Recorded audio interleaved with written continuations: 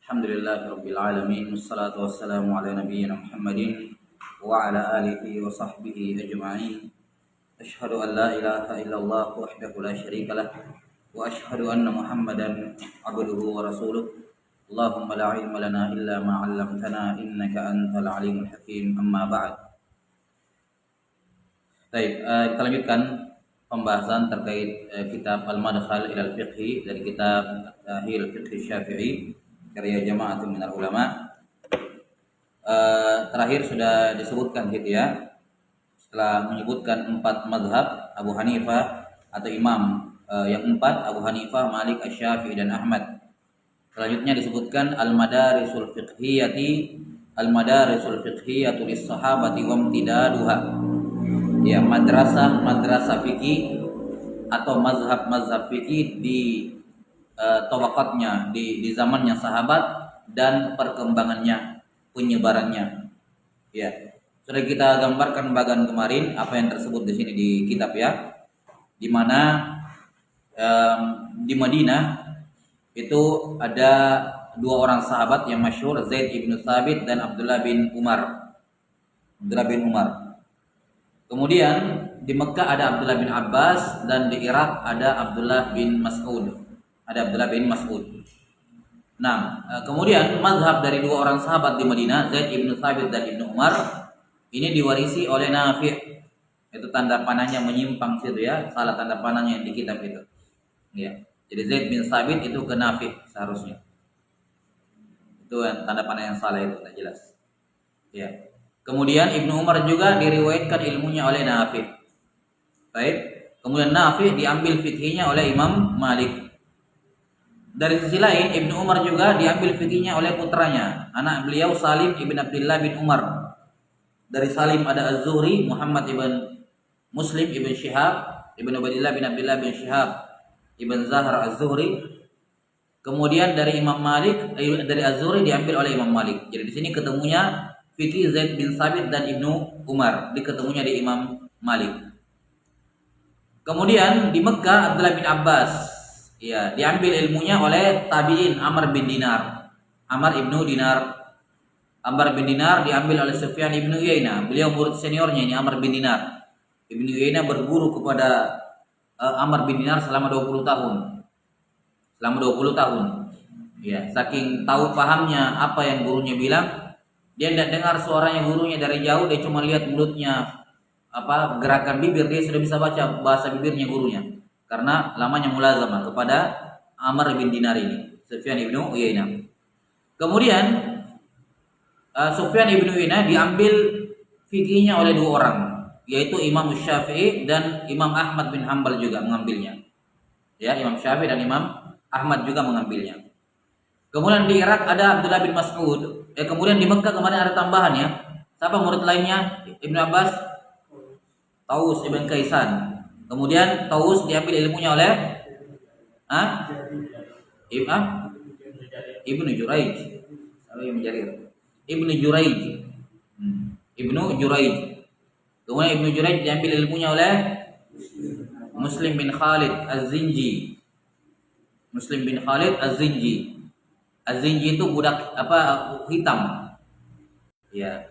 Cuman beliau digelari dengan kebalikannya. Beliau orangnya sangat putih sekali. Ya, karena putihnya digelari Az-Zinji yang hitam. Ini termasuk uslub dalam bahasa Arab ya, memberikan lakab kepada seorang dengan kebalikannya. Jadi saking putihnya digelari Az-Zinji, yang hitam. Muslim bin Khalid Az-Zinji inilah guru dari Imam Asy-Syafi'i rahimahullah.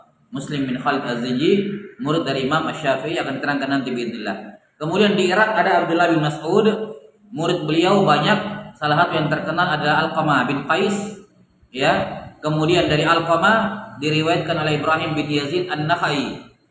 Nah, Ibrahim bin Yazid An-Nakhai ini kalau beliau mengatakan kanu yadribunana, kanu yanhauna, mereka melarang kami, mereka memukul kami. Maksudnya Ibrahim itu adalah murid-muridnya Ibnu Mas'ud, Alqamah dan kawan-kawannya. Ya. Dari Ibrahim bin Yazid An-Nakhai ada Hammad ibnu Abi Sulaiman, guru Imam Abu Hanifah. Hammad bin Abi Sulaiman Imam Ahlus Sunnah. Jelas ya? Salah seorang Imam Ahlus Sunnah, cuman beliau tergelincir dalam satu permasalahan. dalam satu permasalahan, yaitu masalah mengeluarkan amalan dari iman. Ya, dikenal dengan istilah murji'atul fuqaha. Murji'atul fuqaha. Hamad bin Abi Sulaiman ini rahimahullah. Kemudian Hamad bin Abi Sulaiman diambil ilmunya oleh Imam Abu Hanifah. Oleh Imam Abu Hanifah. Siapa lagi namanya Abu Hanifah? Siapa lagi? Masih lihat? Belum dihafal? Hah? An-Nu'man ibnu Sabit. Nu'man bin Sabit. Baik. Kemudian jadi poros ketemunya di sini, lihat kembali kepada Malik, Asy-Syafi'i dan Imam Abu Hanifah. Imam Malik rahimahullah diambil ilmunya oleh Imam Syafi'i, ya. Kemudian Asy-Syafi'i mengambil ilmu Abu Hanifah melalui perantaran muridnya Muhammad ibn Hasan Asy-Syaibani. Ya, Muhammad ibn Hasan Asy-Syaibani. Kemudian ilmu Asy-Syafi'i diambil oleh Imam Ahmad. Baik. Wallahu a'lam bishawab. Jadi di sini kita bisa melihat bahwa mazhab fikih yang ada dari keempat mazhab ini semuanya berpulang kepada mazhabnya sahabat. Kembali kepada dua madrasah besar, madrasah ahli al-hadis dan madrasah ahli ar-ra'yi. Madrasah ahli ar-ra'yi itu di Irak dan madrasah ahli hadis yaitu di Hijaz. Hijaz itu Makkah dan Madinah. Telah berlalu kan penjelasannya. Baik. Kemudian selanjutnya berpindah kepada masalah yang baru, ya, pada halaman 18, ya, ini penyebutan mazhab-mazhab lain selain dari 4 mazhab yang masyhur. Ya, mazhab masyhur ada 4. Mazhab Abu Hanifah biasa disebut dengan mazhab Al-Hanafiyah atau mazhab Al-Ahnaf. Ini kalau disebut dalam buku-buku fikih Al-Hanafiyah, Al-Ahnaf, gitu ya. Atau dikatakan madrasah ahli ra'i, atau dikatakan al-Iraqiyin, ya, al-Iraqiyun, gitu ya. Ini semua takbir untuk mazhabnya Imam Abu Hanifah. Baik, saya ulangi, kadang disebut al-Hanafiyah. Ini nama lainnya, ya, al-Hanafiyah. Dari kata Abu Hanifah diambil. Hanafiyah. Kadang disebut al-Ahnaf. Ahnaf. Baik. Jadi al-Hanafiyah atau al-Ahnaf atau Ahlul Ra'i atau al-Iraqiyun.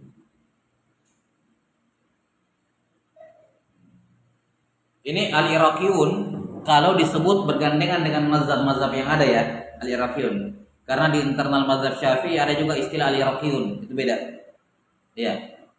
Ini al-Iraqiyun kalau disandingkan dengan penyebutan mazhab-mazhab yang ada, maka yang dimaksud dengannya adalah mazhabnya Imam Abu Hanifah. Ini 4 itlaq di kalangan di buku-buku fikih untuk menunjukkan mazhabnya Imam Abu Hanifah. Al-Hanafiyah, Al-Ahnaf, Ahlur Ra'yi atau Al-Iraqiyun.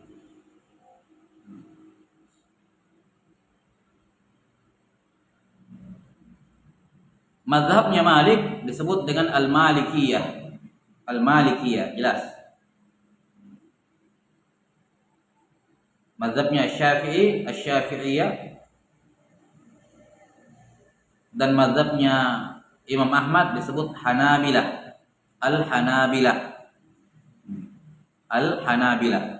Kalau yang lain gampang, ya. Al-Hanabilah.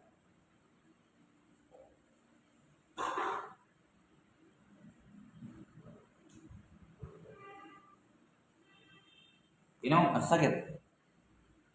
Ini masih sakit. Ini mana? Hah? Hah? Yang bermakan yang mungkin. Siapa piket hari ini? Piket semua yang masul.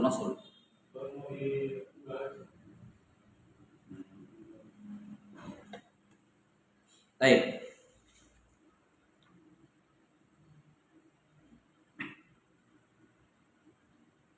Sudah. Jam berapa makan tadi pagi? Sudah ada.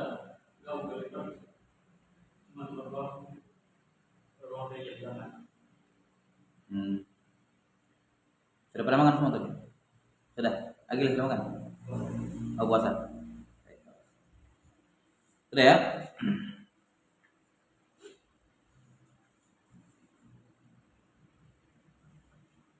Nah, ini penamaan 4 mazhab ya, Abu Hanifah, Malik, Syafi'i dan Ahmad. Kemudian disebutkan setelahnya min aimmatil madzahibil mundarisah. Termasuk imam-imam mazhab yang mazhabnya ini punah. Jadi al-indiras artinya punah. Dulu pernah ada kemudian punah.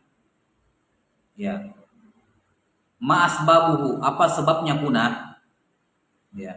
Sebabnya punah itu secara umum adalah karena tidak punya murid, tidak punya atba.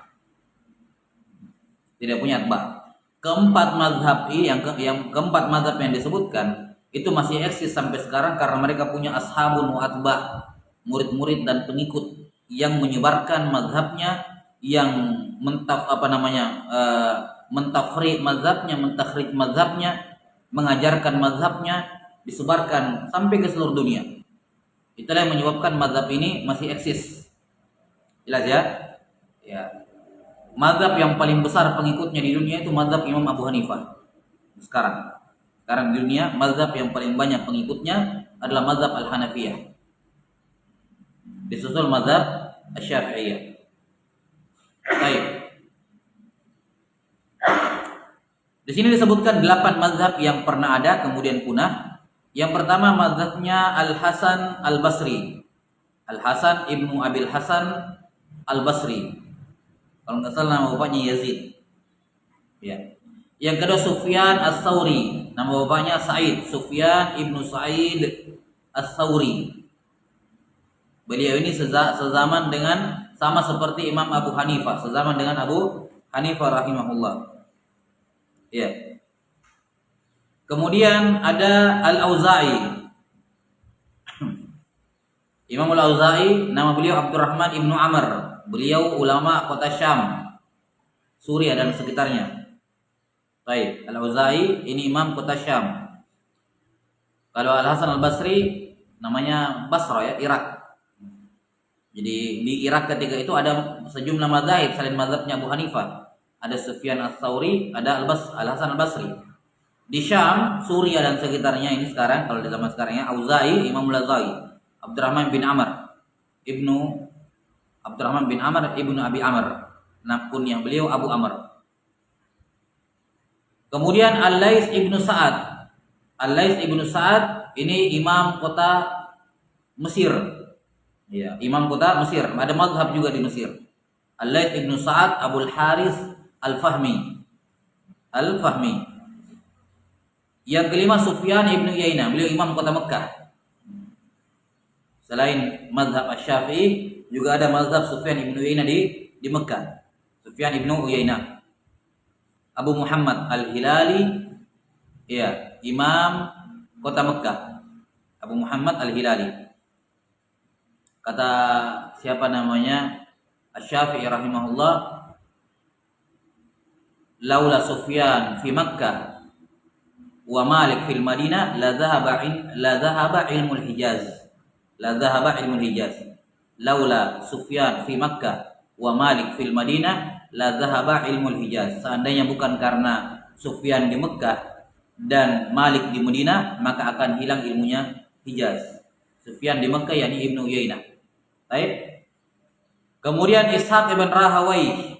Ini yang nama-nama kayak begini yang berakhiran wai, itu bisa dibaca Rahawai, bisa dibaca Rohuyah. Ya, Rohuyah atau Rahawai. Sama kayak Sibawai atau Sibuyah. Cara bacanya seperti itu. Dua-duanya boleh. Zanjawai, Zanjuyah dan seterusnya. Jadi dua cara bacanya. Ishaq ibn Rahawai atau Ishaq bin Rohuyah. Ini Ishaq bin Rahawai, beliau sesama dengan Imam Ahmad ya. Sezaman dengan Imam Ahmad rahimahullah. Beliau juga punya mazhab sendiri. Kemudian Abu Thawr. Siapa namanya Abu Thawr? Ada cari? Hah? Ada cari? Siapa namanya Abu Thawr? Hah? Ibrahim bin Khalid. Ibrahim bin Khalid, Abu Thawr. Siapa kunyahnya, ada nasabnya? Al-Kalbi bukan? Al-Kalbi? Ya, saya. Ibrahim bin Khalid. Ya, ma'rufnya Abu Thawr Al-Kalbi rahimahullah. Abu Thawr Al-Kalbi ini beliau dulu muridnya Imam Syafi'i. Beliau bertafakuh dengan mazhab Asy-Syafi'i. Ya. Beliau periwayat mazhab Asy-Syafi'i rahimahullah, murid langsungnya Syafi'i. Tapi kemudian beliau berkembang sampai menjadi mujtahid mutlak sendiri, selevel dengan Imam Asy-Syafi'i. Artinya beliau punya mazhab tersendiri. Kemudian ada mazhab yang terakhir yang ke-8 disebutkan di sini, Ibnu Jarir At-Tabari.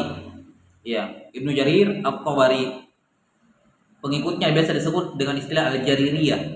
Ya, Al-Jaririyah yakni mazhabnya Ibnu Jarir. Kalau disebutkan di buku-buku fikih kadang ada Al-Jaririyah, maka maksudnya apa? Al-Jariri, gitu ya, Al-Jariri, maka biasanya dia maksudnya mengikut kepada mazhab Ibnu Jarir At-Tabari. Lihat tahun wafatnya semua ya. Al-Hasan Al-Basri 110 Hijriah, As-Sauri 161, Al-Auza'i 157, Al-Laits 175. Ya, ini kebalik ini, gampang dihafal ini. Auza'i dengan Al-Laits 157 175.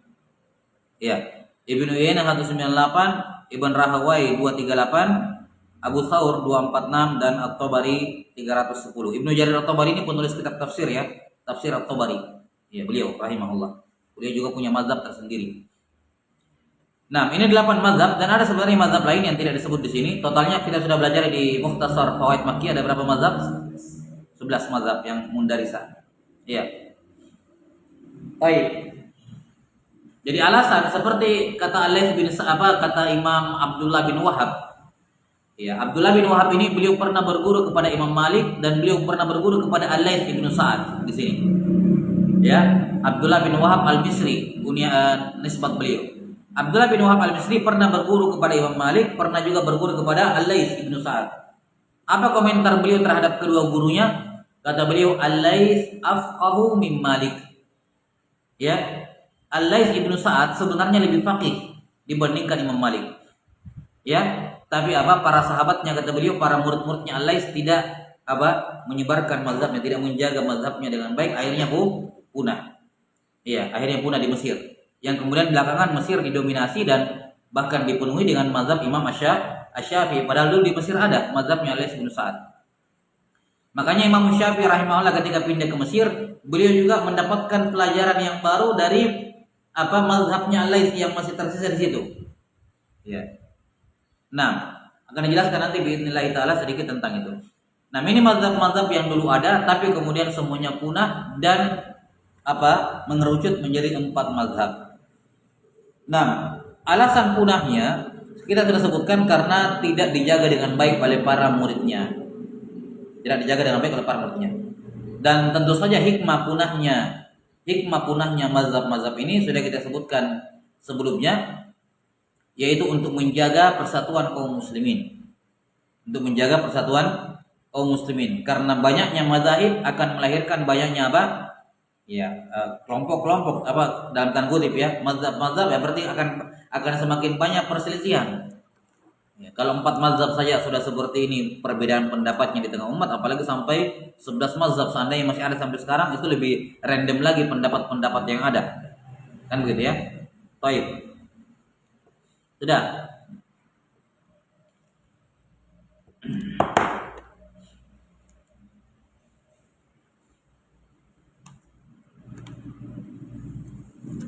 Kemudian mazhab-mazhab yang punah ini bukan berarti ilmunya punah ya.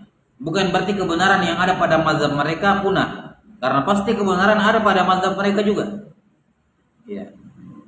Jelas ya, bukan berarti ketika mazhabnya hilang kebenarannya, ilmunya hilang. Enggak. Ya. Dikarenakan mazhab-mazhab tersebut sudah di-cover, sudah tercakup dalam mazhab kembali kepada 4 mazhab yang ada. Seperti mazhabnya Al-Hasan Al-Basri, Sufyan Ats-Tsauri yang di Mekah ini, yang di Kufah, ya di Irak secara umum itu kembalinya kemana? Ke mazhabnya Abu Hanifah, kan begitu. Mazhabnya Ishaq bin Rahawai itu sudah di-cover oleh mazhabnya Imam Ahmad.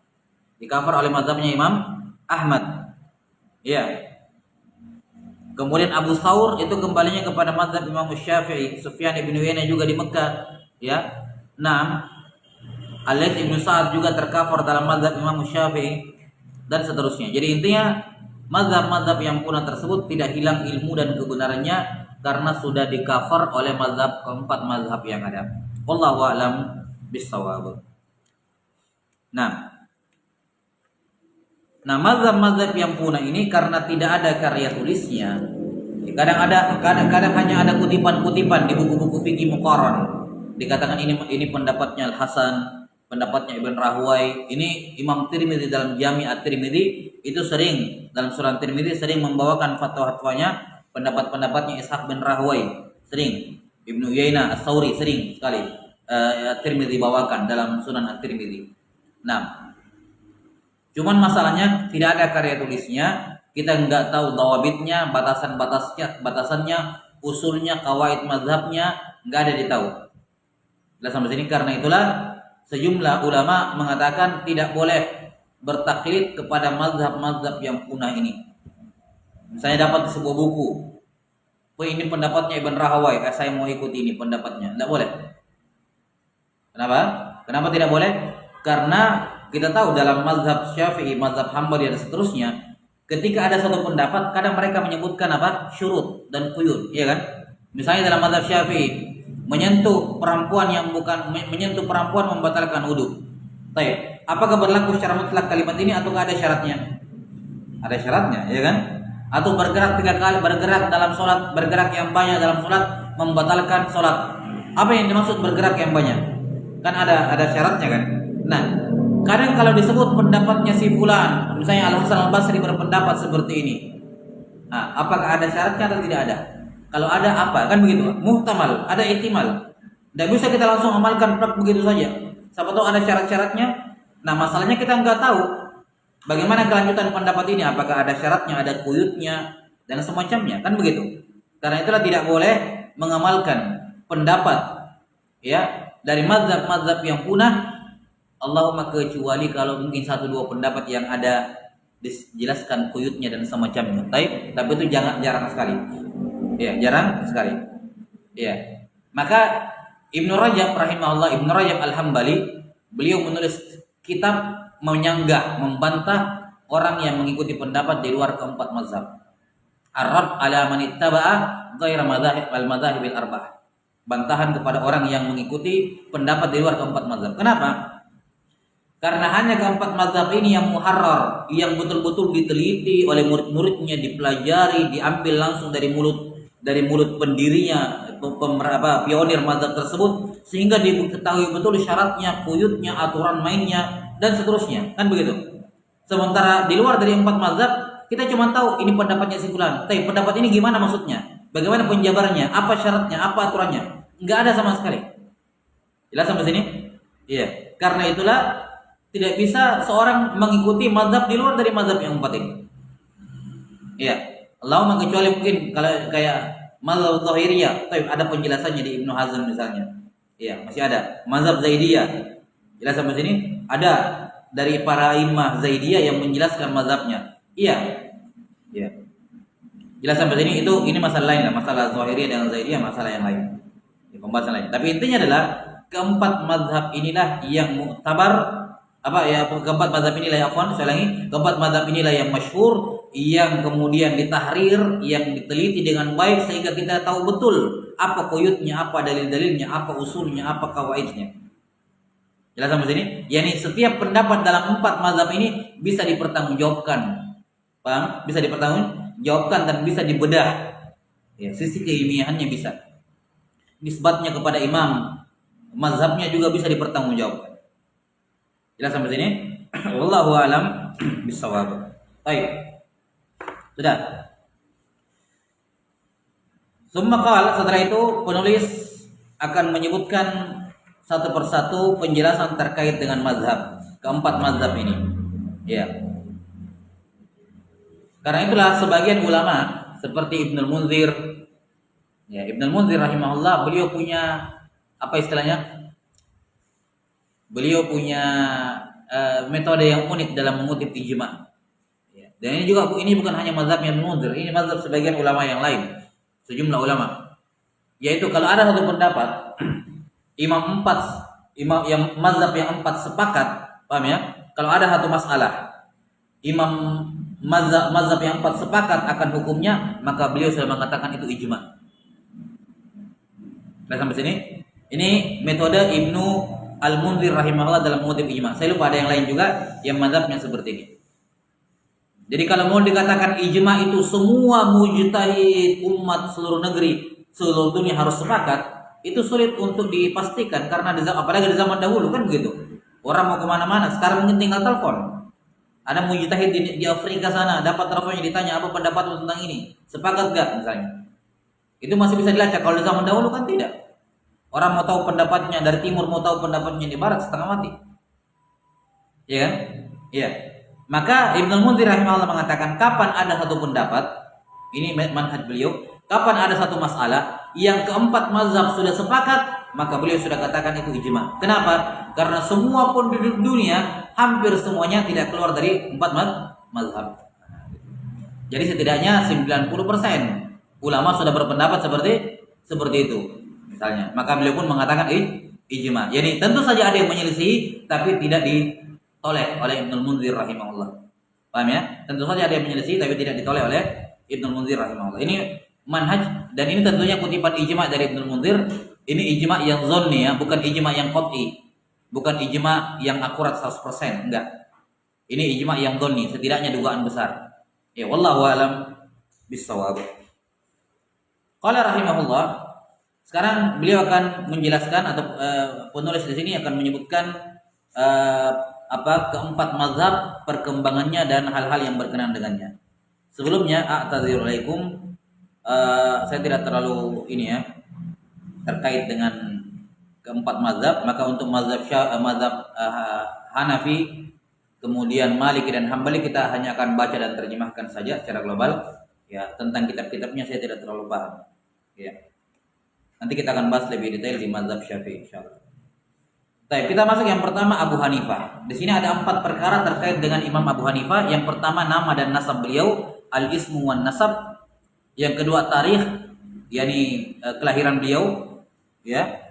Al-ibadah wa taqwa, tentang ibadah beliau, dan yang keempat ilmu wa zakat, ilmu dan kecerdasan beliau. Mengetahui hal ini sangat penting ya. Ya, mengetahui hal ini sangat penting. Karena banyak orang-orang atau ada sejumlah orang-orang yang bermasalah di zaman belakangan yang kemudian mendiskreditkan Imam Abu Hanifah rahimahullah hanya karena pendapat beliau banyak menyelisih hadis. Baik.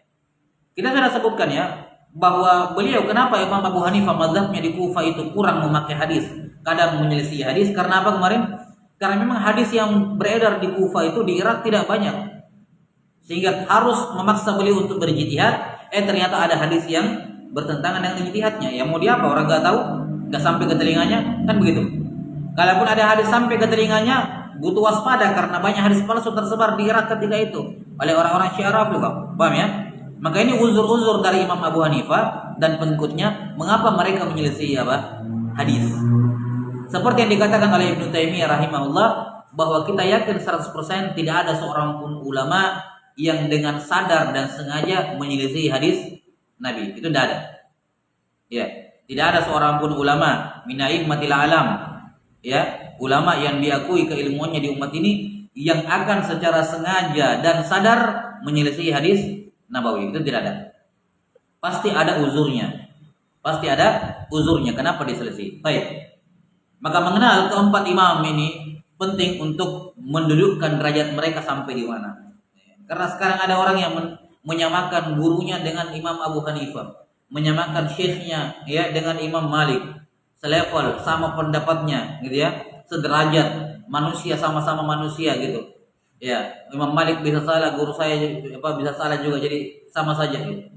Ini karena tidak tahu siapa Imam Malik. Dia hanya tahu namanya saja. Enggak tahu bagaimana kefakihan, dan saya yakin orang yang mengatakan seperti ini belum pernah membaca Muwatta Imam Malik. Belum pernah membaca buku hadis Imam Malik Muwatta. Ya, di dalamnya terlihat bagaimana kefakihan Imam Asy-Syafi'i Imam Malik rahimahullah. Baik. Kita lihat Abu Hanifah, al-ismu wan nasab, nama dan nasab beliau. Nama lengkap beliau An-Nu'man ibnu Sabit. Nu'man ibnu Sabit. Ukhtulifa fi nasabihi, diperselisihkan nasabnya. Qila Farisiyun wa qila Arabiyun. Ada yang mengatakan asalnya orang Persia, Iran, dan ada yang mengatakan asalnya orang Arab. Ya, asalnya orang Arab. Baik. Ma'ruf, seingat saya Imam Abu Hanifah itu bukan orang Arab, yang ma'ruf. Ya. Dan ini menunjukkan kepada kita bahwa keimaman dalam agama diperoleh dengan ilmu dan ketakwaan, bukan dengan nasab, bukan dengan asal kampung, dia orang Arab, orang Quraisy, bukan. Paham ya? Ya. Walaupun dia bukan orang Arab, kalau dia bertakwa dan dia berilmu, maka apa? Ya, dia menonjol, dia yang diberikan hidayah oleh Allah Taala menjadi imam. Karena itulah dari ke-6 kutubus sittah, Bukhari, Muslim, Abu Daud, Tirmidzi, Nasai, Ibnu Majah, yang orang Arab cuma imam Muslim. 5 yang lain itu bukan orang Arab. 5 yang lain bukan orang Arab, hanya imam Muslim yang orang Arab asli keturunannya. Baik. Jadi nama beliau An-Nu'man ibnu Thabit. Ada yang mengatakan Al-Farisi dan ada yang mengatakan Al-Arabi. Tahun kelahiran 80 Hijriah, Samanin Ba'dal Hijrah Nabawiyah, sampai meninggal 50 wa mi'ah wa 50. Disebutkan Ra'a Anas bin Malik. Beliau sempat melihat Anas bin Malik. Ini disebutkan seperti itu ya. Melihat Anas bin Malik. Berarti beliau tabi'in sigor sekali. Kalau ini benar ya. Kalau ini benar pernah melihat Anas bin Malik, berarti beliau tabi'in tapi rendah sekali. Tabi'in sogir jiddan gitu. Nah. Baik. Dari sisi keibadahan, ibadah dan takwa, ruya min wajhaini anna Aba Hanifah qara'a al-Qur'ana kullahu fi rak'ah. Ada 2 jalan periwayatan untuk kisah ini menunjukkan akuratnya, mengisyaratkan akan akuratnya bahwa Imam Abu Hanifah pernah mengkhatamkan Al-Quran dalam 1 rakaat. Dalam 1 rakaat, membaca 30 juz Al-Quran dalam 1 rakaat salat. Qala Abu Asim An-Nabil. Abu Asim An-Nabil ini salah seorang guru Imam Al-Bukhari. Nama beliau Al-Dhahhak ibnu Makhlad. Abu Asim An-Nabil. Beliau ini kakeknya penulis kitab As-Sunnah, Ibnu Abi Asim. Ini Abu Asim yang dimaksud. Abu Asim An-Nabil berkata, kana Abu Hanifah yusammal watadu likasrati salatih. Imam Abu Hanifah digelari al-watad. Apa itu al-watad? Wal jibala autada. Watad. Apa itu watad? Pasak. Kalau tenda kemah mau berdiri kan di 4 sudutnya dipasangi apa? Pasak supaya berdiri kemahnya. Menunjukkan dia orang sangat kuat berdiri lama dalam sholat. Likasrati salati, karena banyaknya sholatnya. Rahimahullah. Abu Hanifah digelari al-watad karena sangat sering mengerjakan sholat sunnah dan lama. Qala rajulun li Abi Hanifah, ittaqillah, fantafadha wasfarra wa taraqa wa qala jazakallahu khairan ma ahwajun nasi. Ya.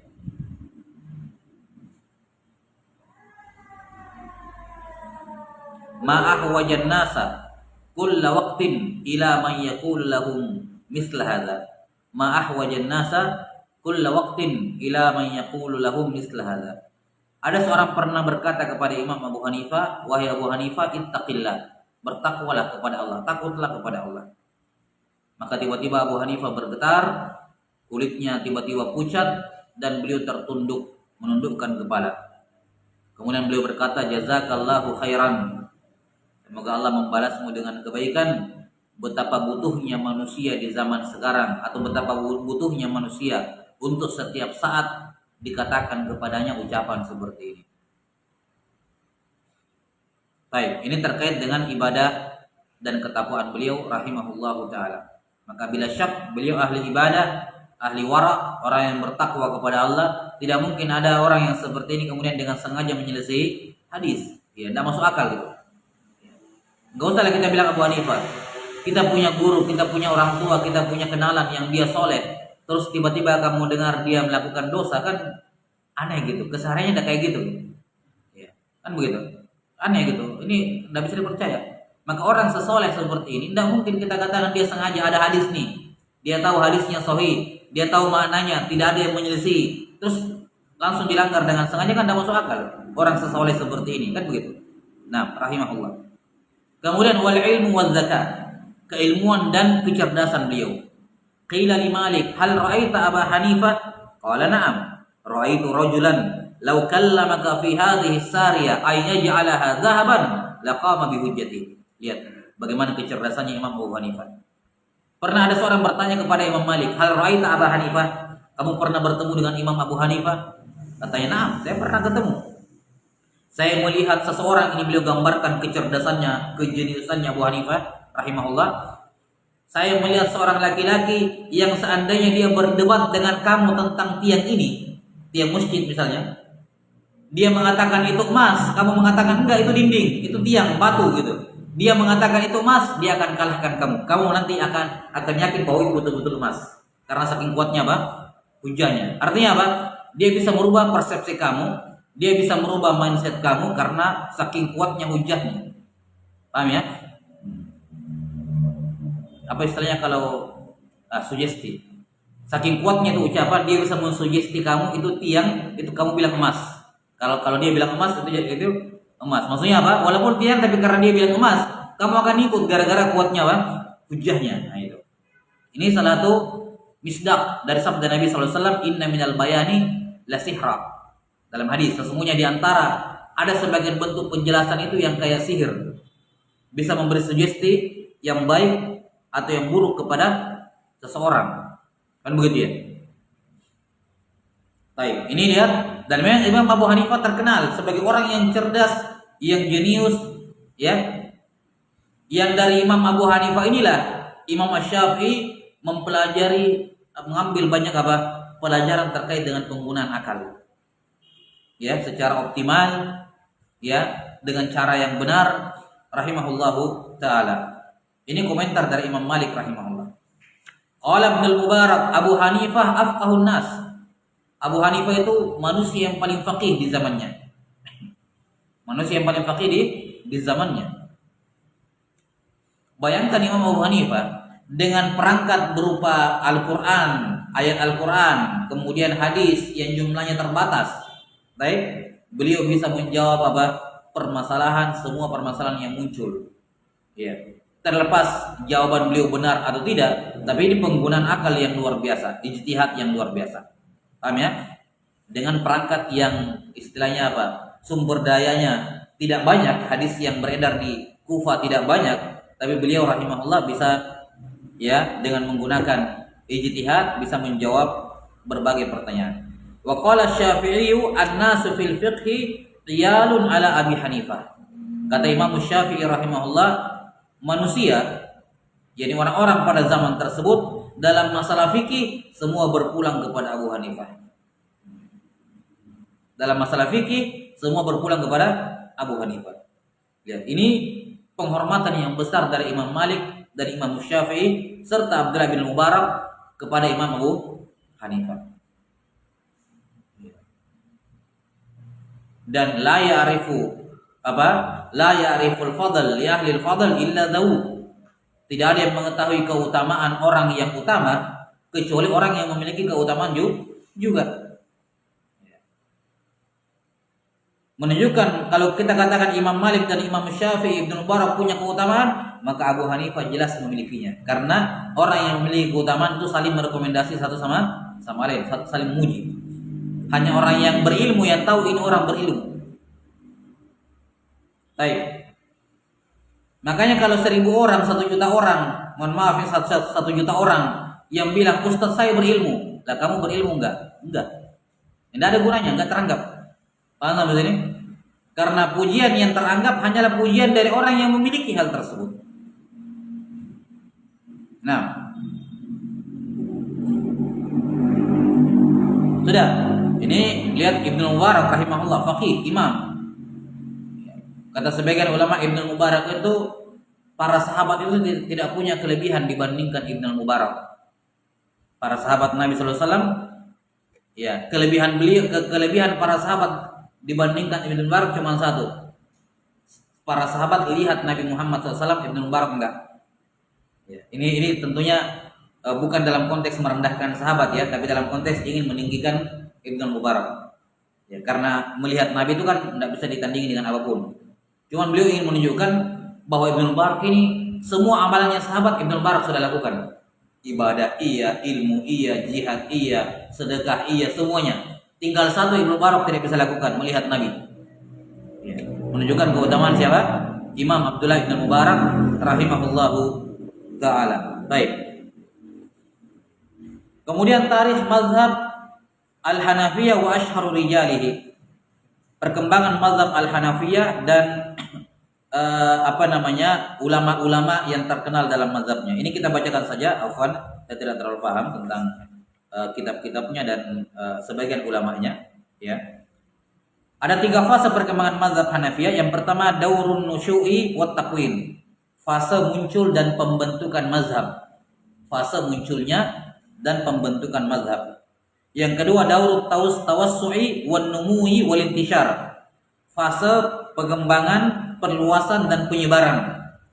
Ya, fase perluasan, pengembangan dan penyebaran. Dan yang ketiga daurul istiqrar. Fase di mana mazhab Abu Hanifah, mazhab Hanafiyah itu sudah baku, sudah tetap gitu. Sudah fix. Nah, di daur yang pertama, fase yang pertama mulai dari Abu Hanifah sampai beliau meninggal. Ya, mulai dari bukan lahirnya Imam Abu Hanifah ya. Ya mulai sejak Imam Abu Hanifah pertama kali lah mencetuskan dalam tanda kutip ya mazhab beliau dan berakhir sampai 204 Hijriah. Berakhir sampai 204 Hijriah. Baik.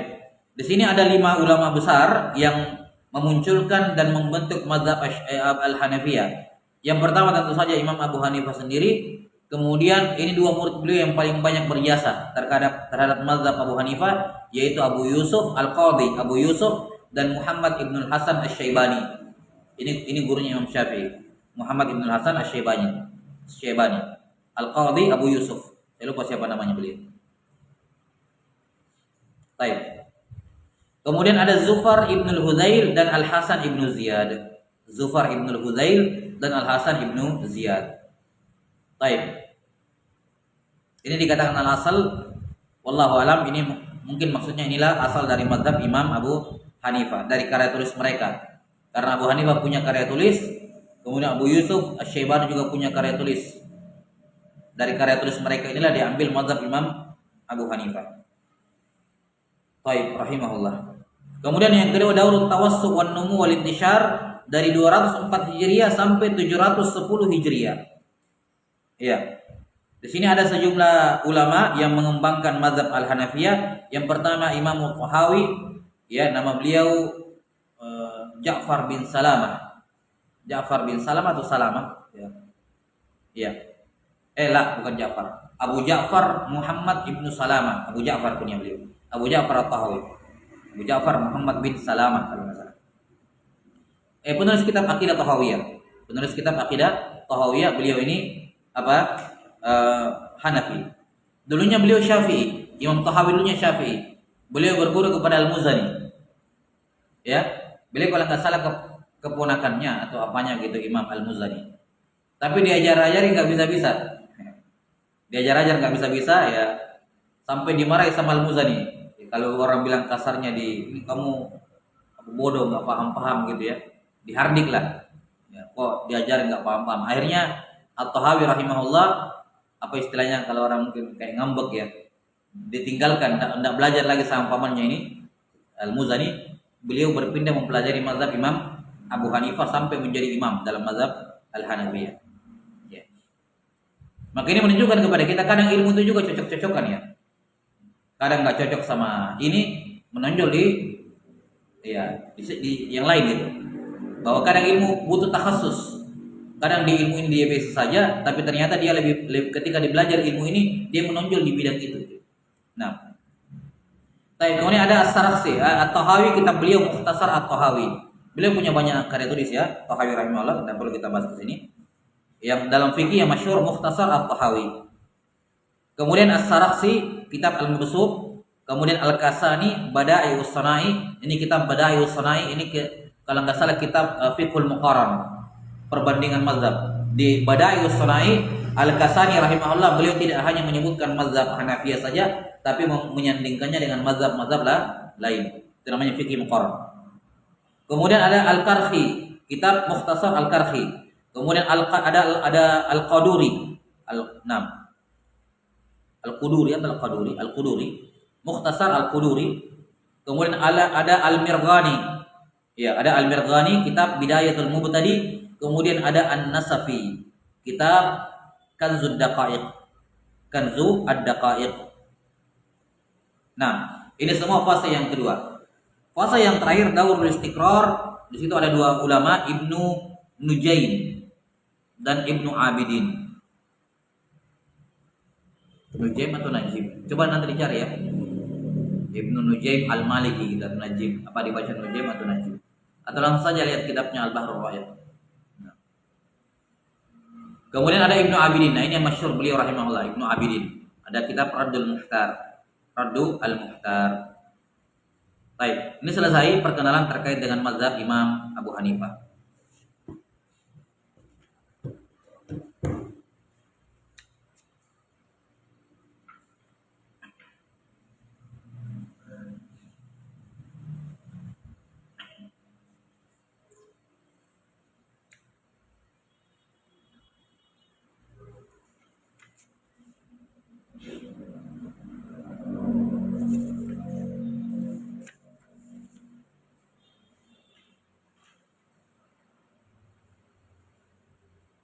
Qala rahimahullahu taala, sekarang Malik. Juga ada 4 pembahasan juga sama isim, nama dan nasab, wan nasab, at-tarikh, al-ibadah wat taqwa, al-ilmu wal zakat. Yang pertama, isim wan nasab. Nama lengkap beliau Malik ibnu Anas ibni Malik ibni Abi Amir al-Asbahi. Ya. Malik ibnu Anas ibn Malik. Ini bapak beliau Anas bin Malik, bukan Anas bin Malik sahabat ya, lain. Ya, bukan Anas bin Malik sahabat. Ini bukan sahabat bapaknya. Baik. Malik ibnu Anas ibnu Malik ibnu Amir al-Asbahi. Wa qad ikhtalifa fi nasabihi ba'da dzalika ma'al ittifaq ala kaunihi min Qahtan. Nasab beliau diperselisihkan setelah itu, yakni setelah Abu Amir itu nasabnya ke atas diperselisihkan. Namun para ulama sepakat asalnya beliau dari Qahtan, Al-Qahtani berarti. Iya. Imam kota Madinah, imam dari hijrah. Baik, kunyah beliau Abu apa kunyah Imam Malik? Abu Abdillah. Semua kunyahnya Imam 4 itu Abu Abdillah kecuali Abu Hanifah. Ya. Kunyahnya Imam 4 Abu Hanifah, Malik, Syafi'i, Ahmad gitu ya. 3 yang lain berarti ya, karena kan Abu Hanifah kunyahnya Abu Hanifah. 3 yang lain itu kunyahnya Abu Abdillah. Keempat imam mazhab kunyahnya semua Abu Abdillah kecuali Abu Hanifah tentu saja. Termasuk Imam Malik ini Abu Abdillah. At-tarikh min salat wa tis'in ila tis'imi'a wa tis'in wa sab'in ya, tis'un wa sab'in wa mi'ah. Lahirnya beliau tahun 93 Hijriah, meninggal tahun 179 Hijriah. Jadi ulama abad kedua rahimahullah. Masih masuk dalam zaman Al-Mufaddalah, Al-Qurun Al-Mufaddalah, abad keemasan Islam yang dijamin kebaikan. Wafat tahun 179 Hijriah. Tasyahhada 'inda wafati. Ya. Disebutkan beliau bersyahadat sebelum meninggal. Nah, ini keutamaan. Sebut. Beliau mengucapkan syahadat sebelum meninggal. Summa qala, kemudian setelah mengucapkan syahadat beliau mengatakan lillahil amru min qablu wa min ba'd. Kemudian meninggal. Lillahil amru min qablu wa min ba'd. Kemudian beliau meninggal. Hanya milik Allah semua urusan, yang dulu maupun belakangan. Baik. Berikutnya ibadah dan takwa Imam Malik. Qila li ukhti Malik, makana syughlu Malikin fi baiti. Ya. Qalat al-mushaf at-tilawah. Saudarinya Imam Malik pernah ditanya, apa kesibukan Imam Malik di rumah? Kata beliau, mushaf dan membaca Quran. Ya. Ini ibadah. Rahimahullahu taala. Qala Ibnu Wahab di sini Abdullah bin Wahab Al-Misri yang kita katakan tadi, yang pernah berguru kepada Imam Malik, pernah juga berguru kepada Al-Laits bin Sa'ad, dan kata beliau Al-Laits lebih faqih dibandingkan Malik. Ini Abdullah bin Wahab Al-Misri. Kata Ibnu Wahab, "Lau syi'ta" atau "lau syi'tu an amla al-wahi min qauli Malik la adri la fa'altu." "Lau syi'tu an amla al-wahi min qauli Malik la adri la fa'altu."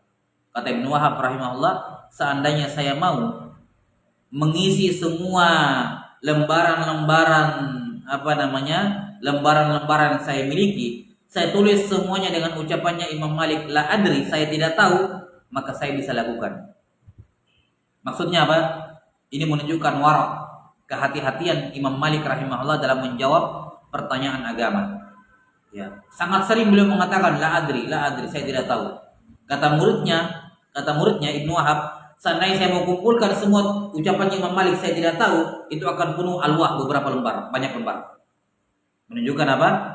Ketakwaan, rasa takut yang besar, kehati-hatian dari Imam Malik berbicara dalam masalah agama, hal-hal yang tidak diketahui. Karena itulah ma'ruf, ada seorang datang dari jauh ke Madinah ingin bertanya kepada Imam Malik 40 pertanyaan. 40 pertanyaan. Imam Malik cuma jawab 4. Yang lain beliau katakan la adri, saya tidak tahu. Maka orang ini berkata, Imam, saya datang dari kampung ini jauh. Saya mau bawa pulang apa? Apa yang saya mau katakan ke kampung saya? Jauh-jauh saya datang ke Madinah, mau tanya 40 pertanyaan, saya cuma dapat 4. 36 lainnya kamu tidak tahu. Jadi maknanya gitu. Apa yang saya mau katakan kepada penduduk kampung saya? Kata Imam Malik, kamu pulang ke kampungmu, kabarkan kepada mereka bahwa Imam Malik ditanya tentang pertanyaan ini dan dia menjawab, saya tidak tahu. Jelas ya? Ini menunjukkan bagaimana ketakwaan, kehati-hatian, rasa takut yang besar dalam berkomentar, berbicara dalam masalah agama. Tidak seperti orang-orang zaman sekarang. Ya. Nah, waliyadzubillah, terlalu cepat mulutnya, lisannya, jempolnya itu untuk berkomentar dalam masalah agama di sosial media. Terlalu cepat. Ya. Bahkan yakin nggak mikir gitu. Nggak mikir. Apa yang mau dipikirin? Orang tidak punya sesuatu yang mau dipikirkan. Baik, wallahul musta'an. Qala Ibnu Mahdi, Abdurrahman bin Mahdi rahimahullah, imamnya kota Irak juga, di Irak beliau, sama dengan Abu Hanifah, Imam Abu Hanifah. Kata Ibnu Mahdi, Abdurrahman bin Mahdi, "Ma ra'aitu ahadan ahyaba wala atamma aqlan min Malikin wala asyadda taqwa." Kata Abdurrahman bin Mahdi rahimahullah, "Ma ra'aitu ahadan." Saya belum pernah melihat seseorang ahyaba yang lebih berwibawa. Ya. Wala atamma aqlan yang lebih sempurna akalnya dibandingkan Imam Malik. Dan juga tidak ada orang yang lebih besar ketakwaannya yang saya pernah lihat dibandingkan Imam Malik. Ya. Karena memang disebutkan Imam Malik rahimahullah itu orang yang sangat berwibawa. Ya. Khalifah kalau datang itu duduk ikut di majelisnya Imam Malik. Nah, pernah manggil Imam Malik untuk mengajar di istana, Imam Malik tolak. Kalau kamu mau belajar, sini, datang. Sama dengan murid-murid yang lain. Ya, jelas ya? Sampai-sampai buku beliau Al-Muwatta itu mau dijadikan kayak undang-undang, mau dijadikan kayak peraturan baku untuk semua negeri kaum muslimin ketika itu. Karena ketika yang menjadi khalifah itu di zaman Imam Malik mengatakan, "Ya Imam, ini kita mau jadikan peraturan untuk semua manusia, semua umat Islam." Ya. Imam Malik atammu aklan, orang sempurna akalnya. Dia tahu manusia itu pada basicnya memiliki pikiran yang berbeda-beda. Kalau mau dipaksakan ikuti satu mazhab, Imam Malik tok gitu, bakal kacau. Banyak yang menentang pasti. Maka Imam Malik rahimahullah menolak. Beliau mengatakan an-nasu yakhtalifun. Manusia dari zaman dahulu sudah berbeda pendapat, wahai khalifah. Biarkan mereka berbeda pendapat. Enggak usah diusik. Ini fikih. Paham sampai sini? Ini fikih, ini kecerdasan, ini akal. Yani kalau dari dahulu itu masalah sudah 2-3 pendapat, biarkan begitu, tidak usah dipaksa harus satu pendapat dengan mengatasnamakan bersatu. Bukan itu bersatu yang dimaksud. Jelas ya? Bukan bersatu yang dimaksud ada 3 pendapat, yang 2 dibuang kita bersatu di atas satu pendapat. Bukan itu bersatu yang dimaksud. Kalau memang zaman dahulu sudah ada 3 pendapat, maka yang dimaksud dengan bersatu adalah sudah biarkan aja kita bersatu di atas perbedaan ini. Biarkan tetap 3 pendapat. Enggak usah jangan dikerucutkan jadi 2, apalagi jadi satu dengan mengatasnamakan persatuan. Itu pasti akan melahirkan kezaliman. Ini fikih dan akal yang luar biasa dari Imam Malik rahimahullahu taala. Yang terakhir, al-ilmu wal zakat, keilmuan dan kecerdasan Imam Malik. Hadis, la yadribanna an-nasu akbadal ibil fi talabil ilm fala yajiduna a'lama min alimil Madinah.